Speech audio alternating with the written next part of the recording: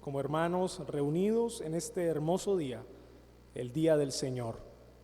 Gracias porque recordamos lo que hiciste por nosotros hoy, recordamos tu resurrección entre los muertos, tu victoria, que es nuestra victoria.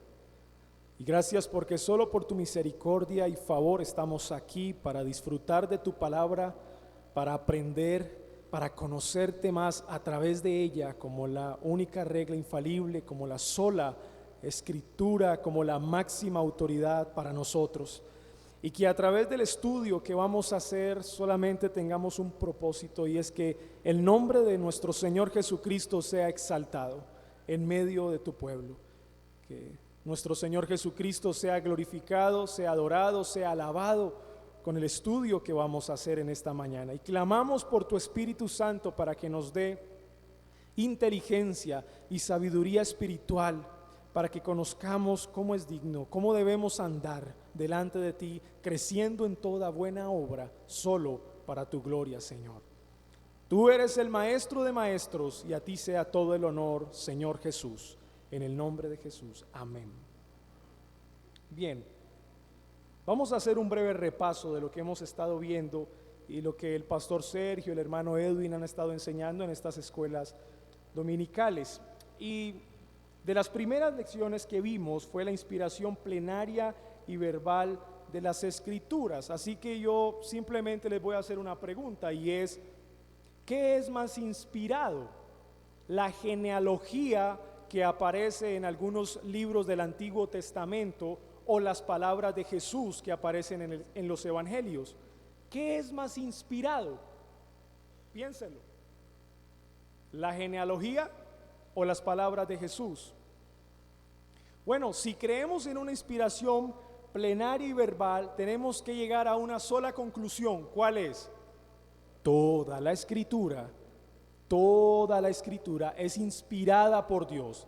Tanto la genealogía que aparece en Crónicas, algunos libros del Antiguo Testamento, como las palabras de Jesús son igualmente inspiradas. Así que muy bien, en eso es lo que nosotros creemos. Ahora, también se vio la grandeza y soberanía de Dios. Nuestro buen Dios es un Dios soberano. Sencillamente Él hace lo que quiere, porque Él es Dios. Esa es una característica, diría yo, esencial en Dios, que Él tiene la capacidad de hacer lo que Él quiera hacer. Por lo tanto, Él es grande, se nos sale de nuestro marco, se nos sale de la cajita de cartón, tal vez donde Dios estaba, pero cuando nos damos cuenta que Él hace lo que quiera y todo está bajo su control, se nos sale de la cajita. Él es grande.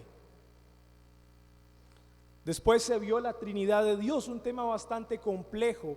Hay que ser sinceros, explicar la Trinidad no es fácil, y entenderla tampoco es tan fácil, pero sí podemos llegar a conclusiones básicas para la iglesia, y es que Dios es uno solo en esencia, en tres personas diferentes que tienen funciones distintas, y esas funciones distintas, bueno, desde la eternidad, desde el consejo eterno de redención o pacto intratrinitario, el Padre, el Hijo y el Espíritu Santo se pusieron de acuerdo para trabajar en toda esta creación, en todo este universo, cada uno con una función específica, pero en esencia el mismo Dios.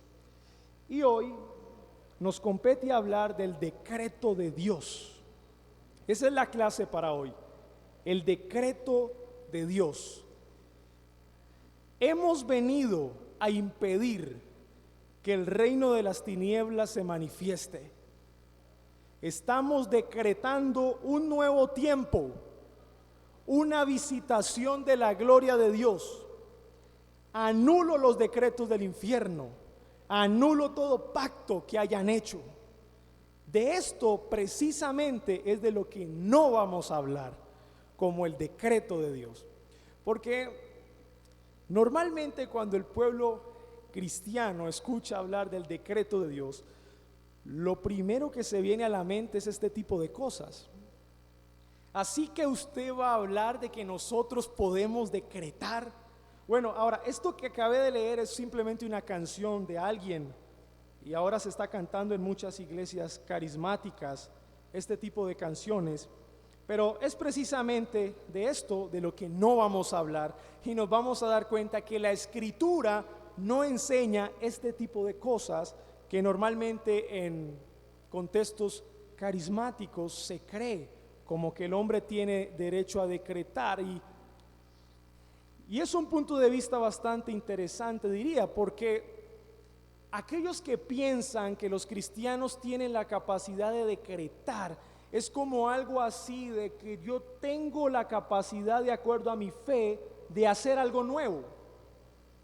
Dios tiene un plan, pero en el plan de Dios no está incluido lo que yo tal vez tengo el derecho de decretar. Así que creo que es un pensamiento bastante extraño de algunos cristianos de este siglo, porque es como si el plan de Dios estuviera incompleto, o es como si Dios en su plan entonces no previó, no conoció eso que la persona está decretando. Así que, hermanos, de antemano les quiero decir, de eso no es de lo que vamos a hablar, ni tampoco es lo que la Biblia enseña en cuanto al decreto de Dios. Así que acompáñenme a Isaías capítulo 14. Y nos vamos a dar cuenta entonces que el único que tiene el poder para decretar es Dios. El único. Isaías capítulo 14.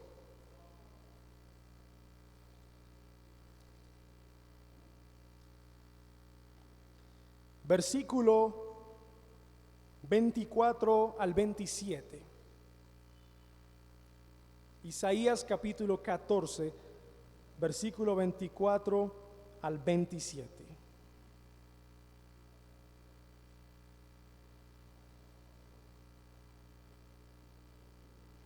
Dice la palabra del Señor: Jehová de los ejércitos juró diciendo: ciertamente se hará de la manera que lo he pensado, y será confirmado como lo he determinado, que quebrantaré al asirio en mi tierra, y en mis montes lo hollaré, y su yugo será apartado de ellos, y su carga será quitada de su hombro.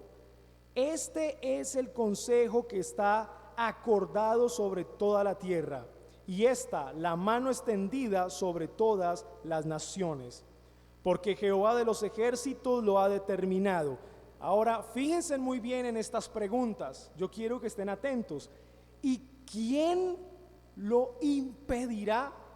Y su mano extendida, ¿quién la hará retroceder? Y esa es una pregunta para nosotros hoy. ¿Quién? ¿Quién? ¿Quién impedirá el plan del Señor? ¿Quién impedirá lo que el Señor ha decretado, ha determinado hacer? ¿Quién? Así que sencillamente yo tengo mucha fe, y yo creo que yo tengo el poder de decretar algo nuevo. No, pero sencillamente el decreto es uno solo, es un plan global, un plan global. Y en ese plan global hay muchos detalles, como la vida del hombre, como la existencia del mal, las acciones buenas de los hombres, las acciones malas de los hombres, los años que nosotros vamos a vivir o a estar en esta tierra. Todos esos detalles hacen parte de un solo plan de Dios, un solo plan, un plan global. Y según Isaías, ¿quién lo va a impedir? ¿Quién lo va a detener? Acompáñeme a Isaías capítulo 46. Versículo 9 y 10. Isaías capítulo 46, versículo 9 y 10.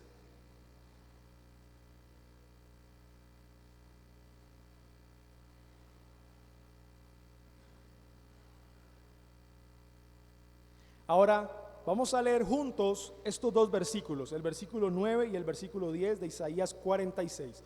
Vamos a hacerlo juntos, a la voz de tres. 1, 2 y 3.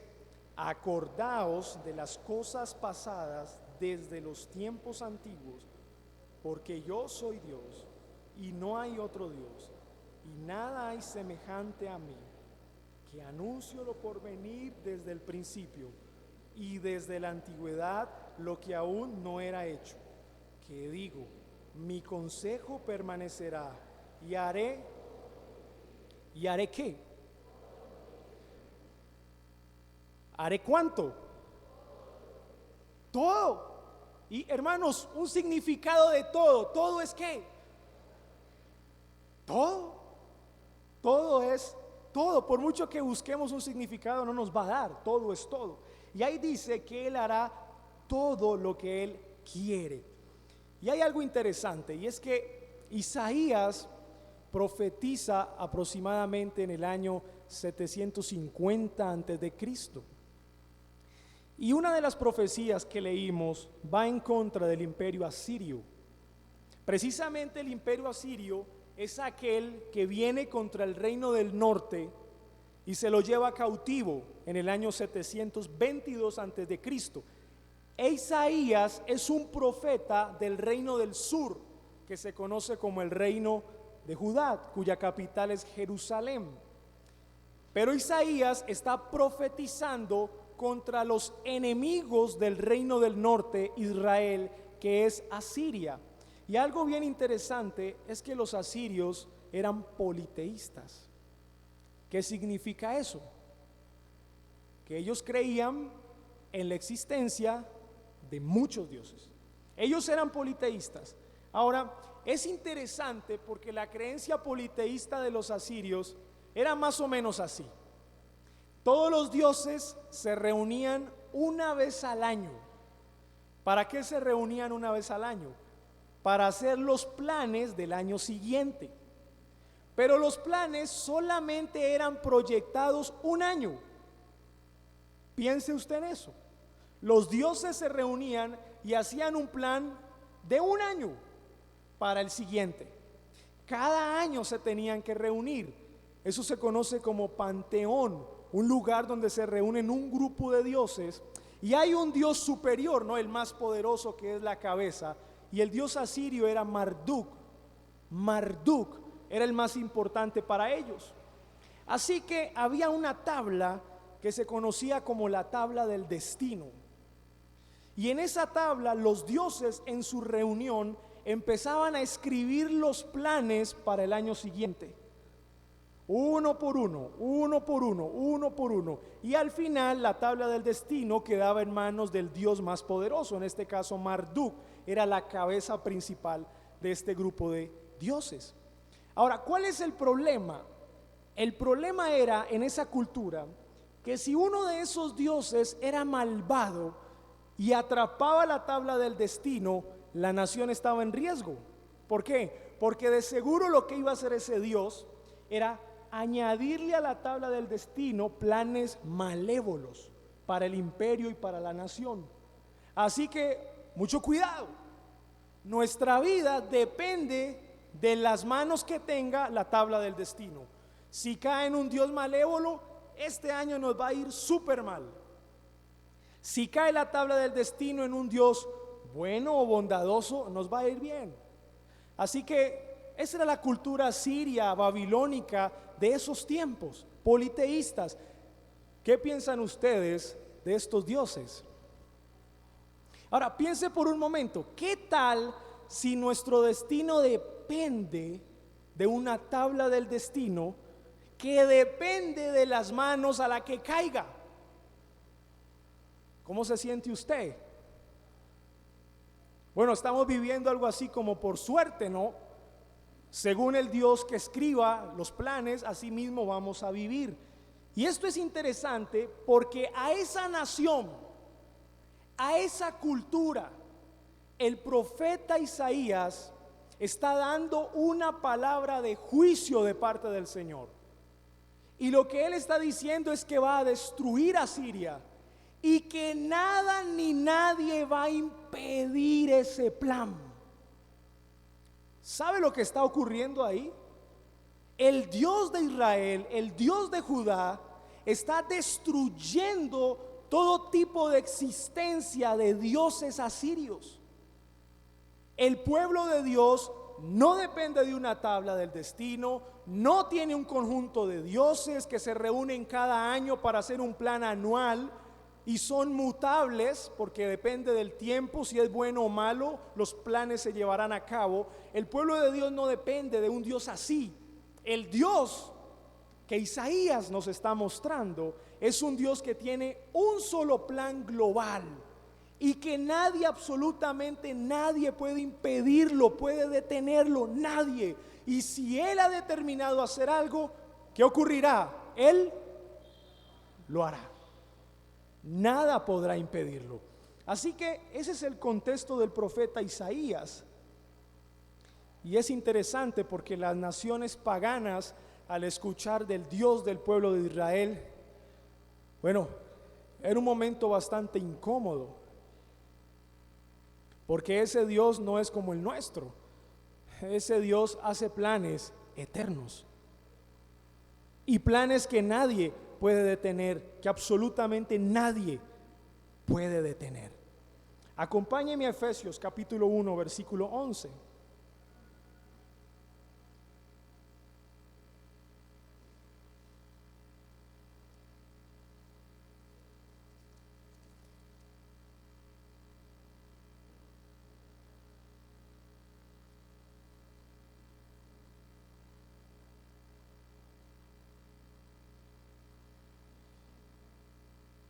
Efesios capítulo 1, versículo 11. Miren este versículo. Es bien interesante. Mire lo que dice. En él, Efesios 1:11, asimismo tuvimos herencia, habiendo sido predestinados. Fuimos predestinados, según este versículo, ¿conforme a qué? ¿Conforme a qué? Al propósito del que hace todas las cosas. La predestinación, la elección de salvación, se hace no porque sí, no porque de la nada salió. La elección para salvación se hace conforme al propósito de Dios. Dios lo determinó, Dios lo decretó, así lo quiso. Mire lo que sigue diciendo: según el designio de su voluntad. En otras palabras, el decreto de Dios es según el designio de su voluntad. Todo lo que Dios decretó es según su voluntad. Y esto hasta aquí es súper bien. Hasta aquí nuestras cabezas lo entienden muy bien. No hay ningún problema. Todo lo que Dios decretó es según su voluntad. Perfecto. Perfecto, lo entendemos completamente. La predestinación hace parte de ese decreto de Dios. Excelente, perfecto. Vamos a Efesios capítulo 3, versículo 11. Leamos desde el versículo 10 y 11. Efesios 3, 10 y 11.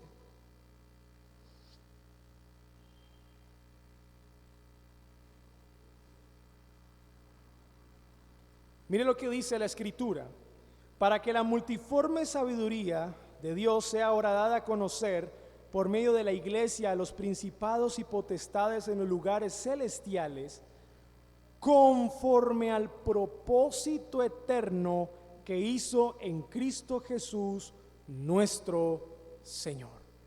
Así que, para llegar a una conclusión acerca del decreto, de lo que significa el decreto, podemos decir entonces que el decreto de Dios es el plan de Dios y el control de Dios sobre todas las cosas. Y estamos hablando de un solo plan, un plan global. Claro, tiene muchos detalles ese plan, ¿no? Tiene muchos eventos ese plan, pero es un solo plan, un plan global de parte de Dios, y que según lo que hemos leído, nada ni nadie lo va a detener. Nada ni nadie se va a oponer a lo que Dios ha determinado hacer. Nada, absolutamente nada ni nadie. Lo entendemos, ¿cierto? Hasta ahí yo creo que es más sencillo. Hasta ahí.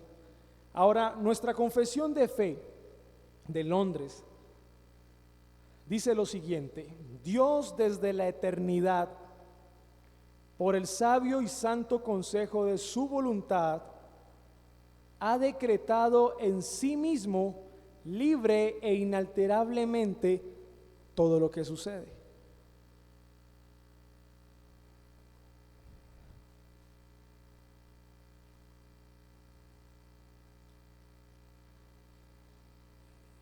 Sin embargo, lo hizo de tal manera que Él no es autor del pecado, ni tiene comunión con el pecado de nadie, ni hace violencia a la voluntad de sus criaturas, ni quita la libertad o contingencia de las causas secundarias, sino más bien las establece. Y este es el punto crítico de nuestro tema. Porque hasta el momento de nuestra introducción y hasta donde vamos con el tema, creo que hay un concepto, una verdad que ninguno de nosotros vamos a negar. ¿Cuál es? Dios ha decretado todo lo que existe, todo lo que ocurre en un solo plan global. Él lo hizo según el designio de su voluntad, porque Él hace lo que Él quiere hacer y nada ni nadie se le va a oponer. Pero entonces es aquí donde pensamos, ¿qué implica esto? ¿Qué implicaciones tiene el creer esta verdad? Bueno, quiero decir antes que Dios no decretó ser santo ni ser justo, ni tampoco decretó existir en tres personas. Eso debemos tenerlo claro. Dios no decretó ser, simplemente Él es. Y como Él es en Padre, Hijo y Espíritu Santo, Él que es, decretó todo lo que ocurre. No al revés. Dios es Padre, Hijo y Espíritu Santo, y Dios decretó todo lo que ocurre. Así que Él no decretó ser santo, simplemente Él es santo.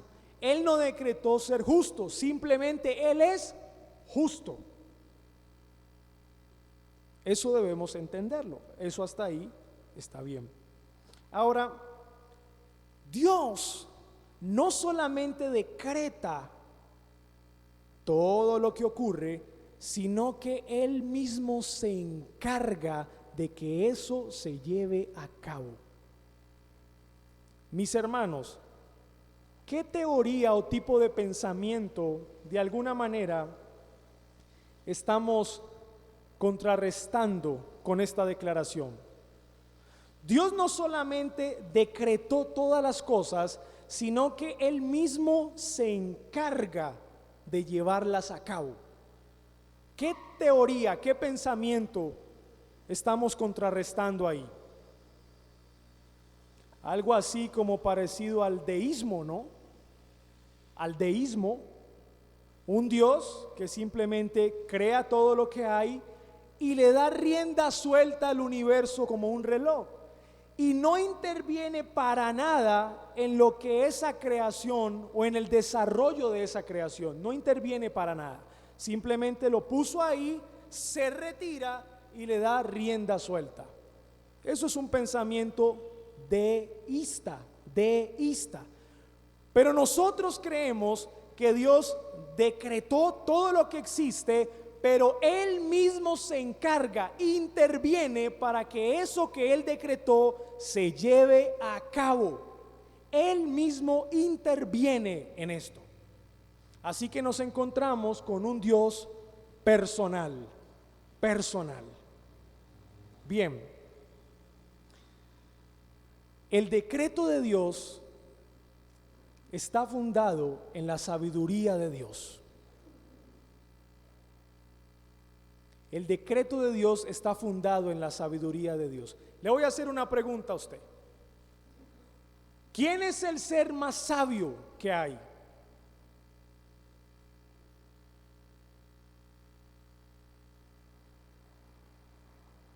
La respuesta, ¿cuál es? Dios.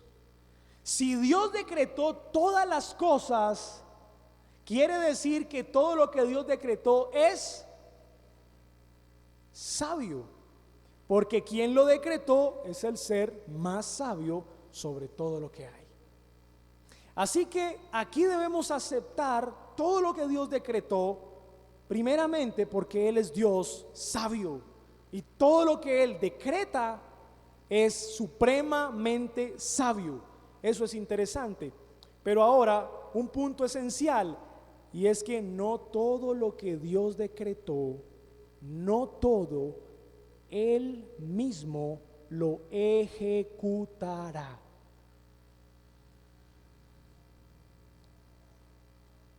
No todo lo que Dios decretó, Él mismo lo llevará a cabo. No todo como actor principal, no. Sino que Él hace uso de criaturas para llevar su plan a cabo.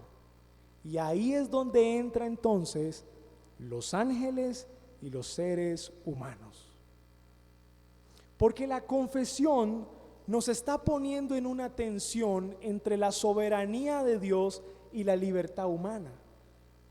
Y esa es la tensión. Si Dios determinó, decretó todo lo que ocurre, ¿qué papel juego yo como ser humano en ese plan? ¿Cuál es mi participación en ese plan? Y esa es una pregunta muy natural, muy normal. Así que podríamos responder que Dios decretó todas las cosas, pero no todas las cosas que Él decretó, Él mismo decidió ejecutarlas, sino que hace uso de criaturas como los ángeles y los seres humanos para llevar a cabo lo que Él determinó. Y ahí es donde entramos usted y yo. Ejemplo, Dios decretó salvar a los pecadores. Esa fue una determinación. Él va a salvar a los pecadores. Muy bien. Pero ese decreto de salvar a los pecadores tiene un medio. ¿Cuál es el medio? La predicación de la palabra de Dios. ¿Y quiénes predican su palabra? Usted y yo. Así que nuestra participación en ese plan es supremamente importante. Porque Dios no solamente decretó el fin, la salvación de los pecadores, sino que también decretó el medio, la predicación para llegar a ese fin. Y en el medio entramos nosotros, seres que Dios utiliza para llevar su plan a cabo. Así que nuestro papel es muy importante dentro del plan de Dios, porque Él así lo decidió.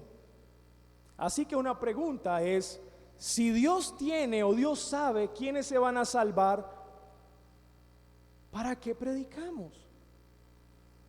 Si Él determinó quiénes se van a salvar, ¿para qué predicamos?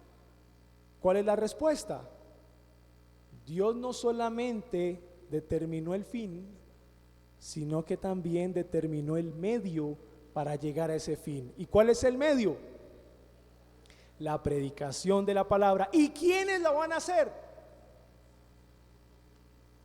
Yo, tú, nosotros lo vamos a hacer.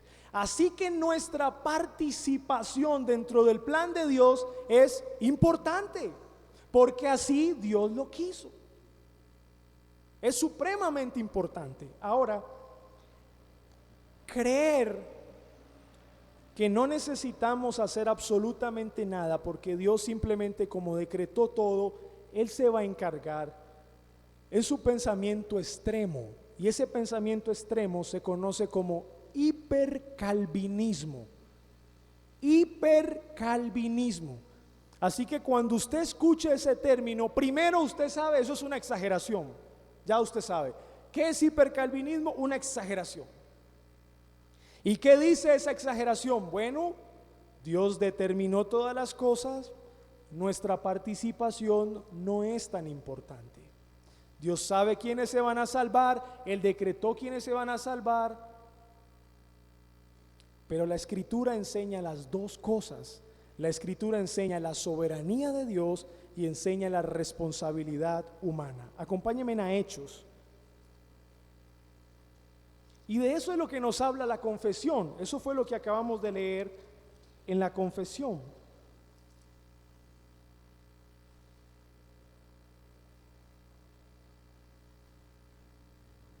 Hechos capítulo 2, versículo 22 y 23.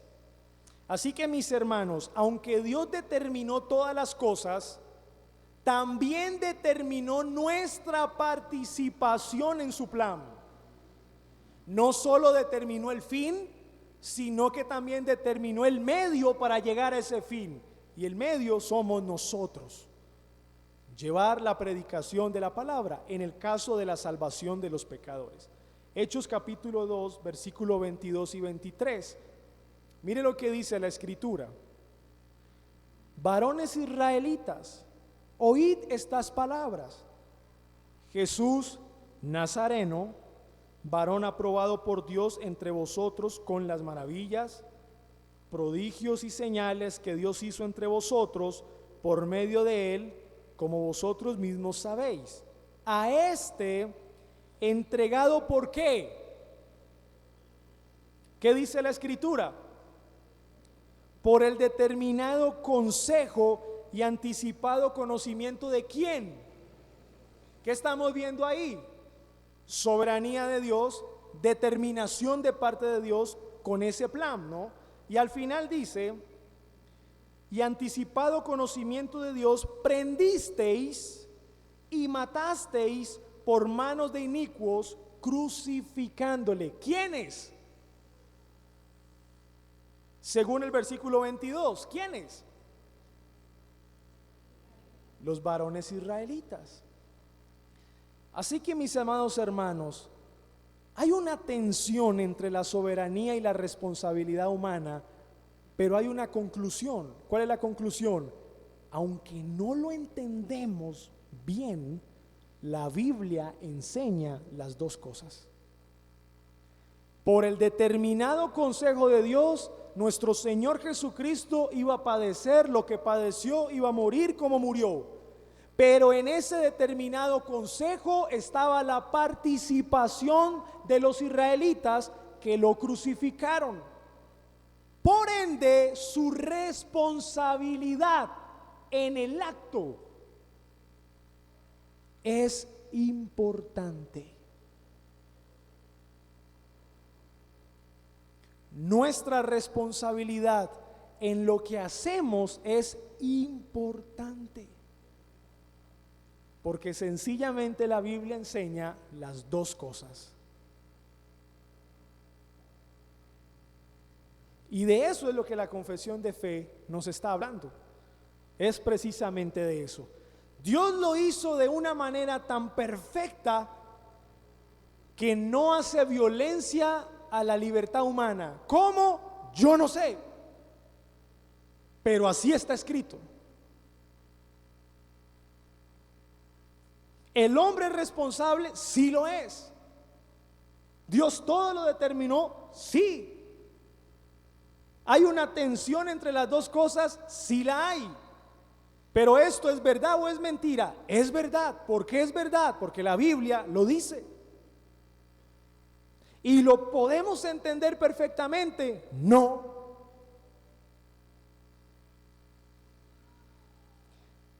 Es una cuestión de aceptación.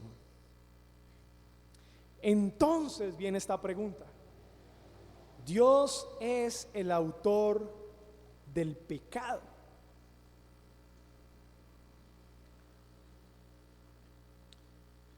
Bueno, antes de esto quiero hacer otra pregunta. ¿La maldad existe? ¿Usted qué cree? Sí. Entonces, ¿Dios es real? ¿Estamos de acuerdo? Si Dios es real y la maldad existe, entonces, ¿qué podemos decir? Que Dios quiere que la maldad exista. De lo contrario, lo hubiera impedido. Volvamos. ¿La maldad existe? Sí. ¿Dios es real? Entonces, si Dios es real y la maldad existe, entonces Dios quiere que la maldad exista. Si Dios no quisiera que la maldad existiera, entonces la maldad no existiría. La pregunta no es si Dios quiere que la maldad exista. Esa no es la pregunta. Porque la pregunta es si quiere. La pregunta es ¿cuál es el propósito por el cual Dios permitió que la maldad existiera? Esa es la pregunta. ¿Qué tiene Dios detrás de todo esto? ¿Qué trama Dios? ¿Cuál es su plan detrás de todo esto? Bueno, Romanos capítulo 3, versículo 5.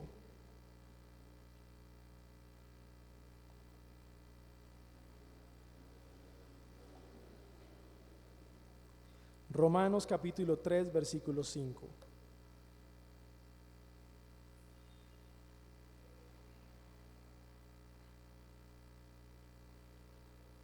Y aquí hay un propósito. Aquí hay un propósito. Romanos 3:5. Mire lo que dice. Y si nuestra injusticia hace resaltar ¿qué? La justicia de Dios, ¿qué diremos? ¿Será injusto Dios que da castigo? Hablo como hombre. Así que un propósito de la injusticia, ¿cuál es? Es resaltar la justicia de Dios.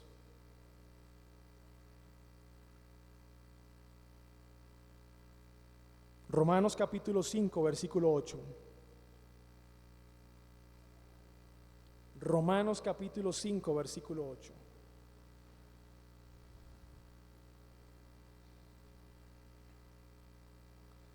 Mas Dios muestra su amor para con nosotros. ¿En qué estado?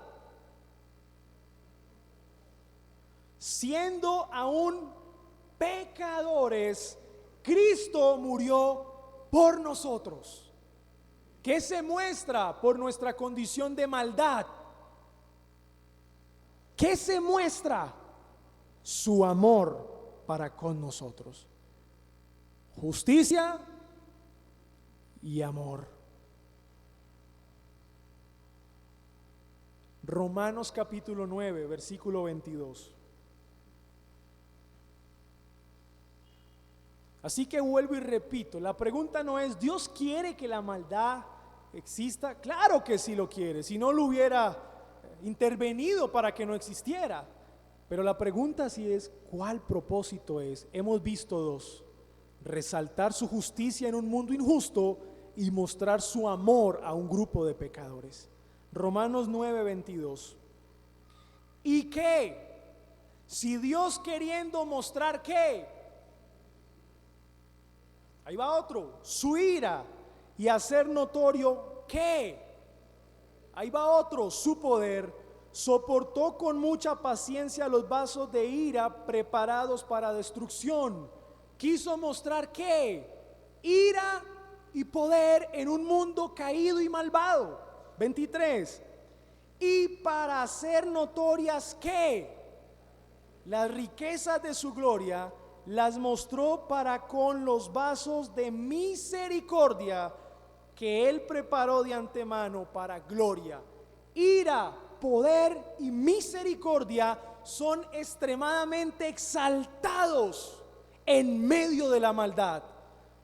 Brillan más, con más poder, con más fuerza, con más gloria. La justicia, el amor, la gracia, misericordia, ira y poder de Dios cuando la maldad existe. Esos son propósitos. Ya si usted y yo nos volvemos un poquito más preguntones, tendríamos que decir: Dios, pero ¿por qué el plan así? ¿Pero por qué ese plan así? ¿Cuál sería la respuesta? Si Dios es santo, sabio, justo y bueno, ese plan es lo mejor que Dios pudo haber hecho. ¿Están de acuerdo o no? Si Dios es perfecto, Dios no puede mejorar ni empeorar. Así que si ese plan lo hizo un Dios santo, justo y bueno, ese plan fue el mejor plan que Dios pudo haber hecho, aunque no nos parezca. Por eso les dije en un principio, el decreto de Dios está basado en la sabiduría perfecta de Dios. ¿Quién es más sabio? ¿Ustedes, yo o Él? Él. ¿Quién sabe lo que usted y yo necesitamos? ¿Nosotros o Él? ¿Quién sabe lo que necesita el universo? ¿Nosotros o Él?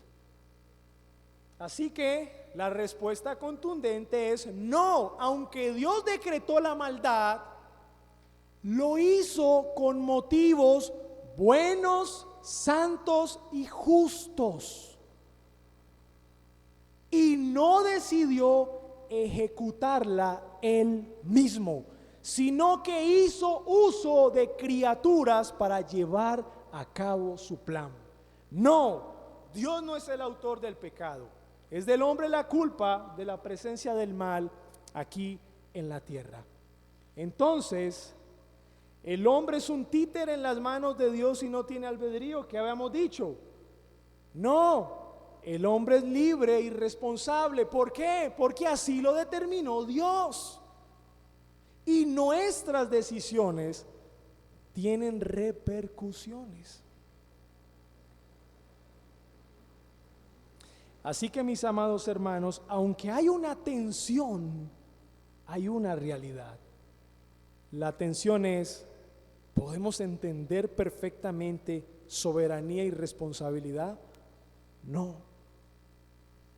Pero sí hay una verdad que debemos aceptar, y es que ambas son enseñadas por la Escritura. Ambas. No somos deterministas o fatalistas.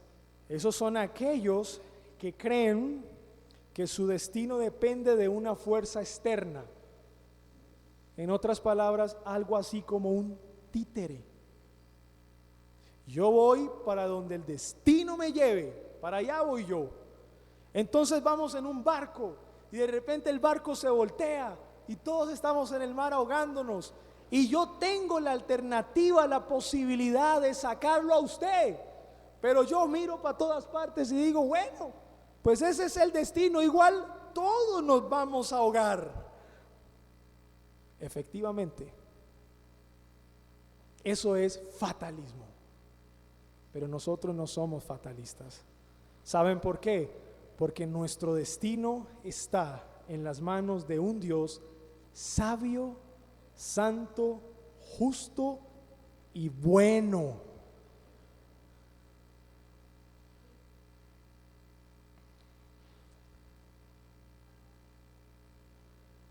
Mis hermanos, esto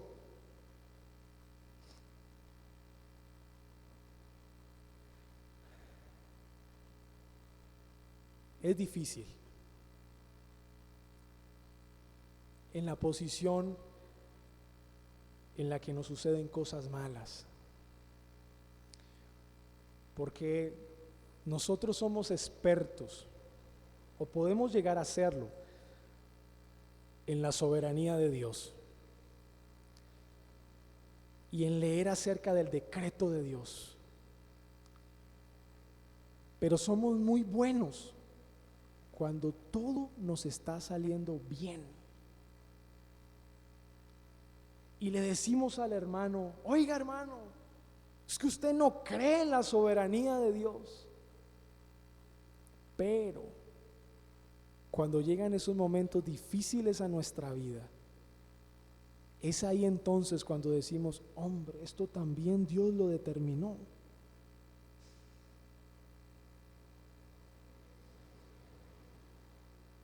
¿Y cuál debe ser nuestra actitud? Aunque no lo entendamos, debemos aceptarlo.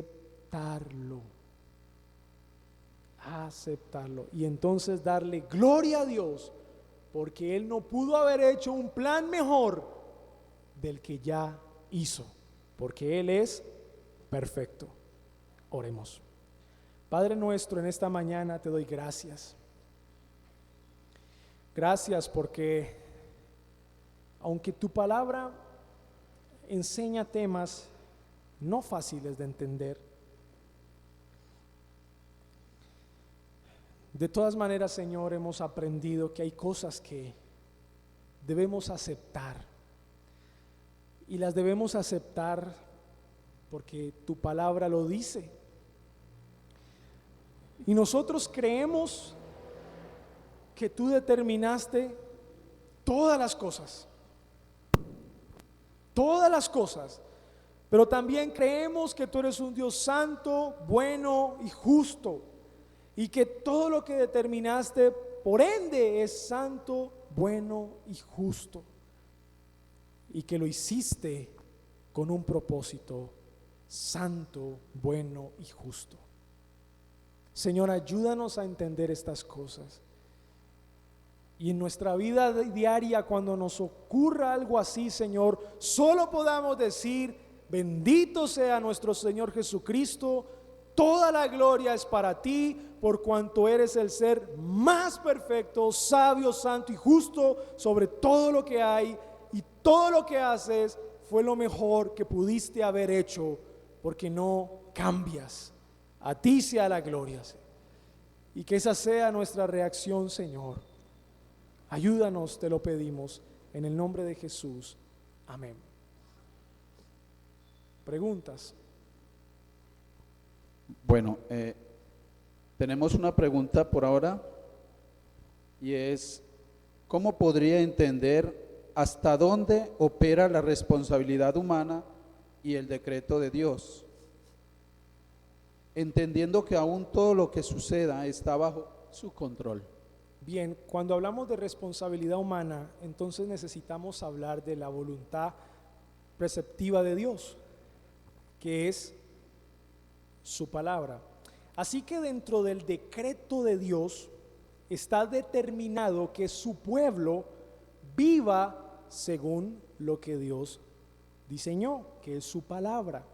Entonces, esta voluntad revelada de Dios, que es su palabra, es precisamente la que nos dirige, la que nos guía y la que hace que nosotros seamos responsables de lo que hacemos. ¿Por qué? Porque tanto esta voluntad revelada y nuestra responsabilidad hacen parte del mismo decreto, están dentro del plan global de Dios.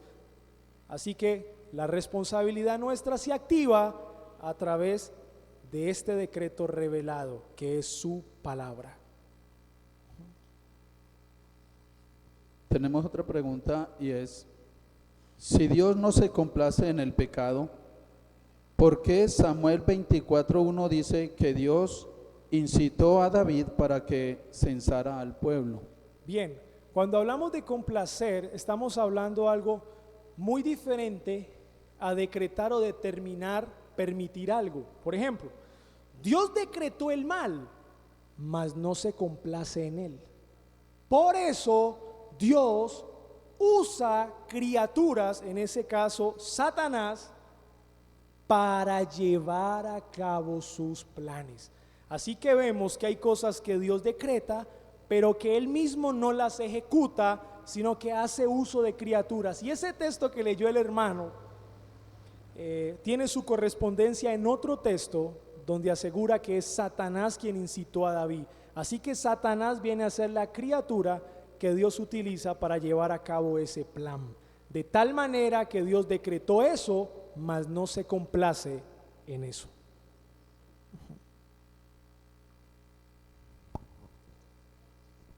Hay otra pregunta y es, ¿qué diferencia hay entre el decreto de Dios y la soberanía?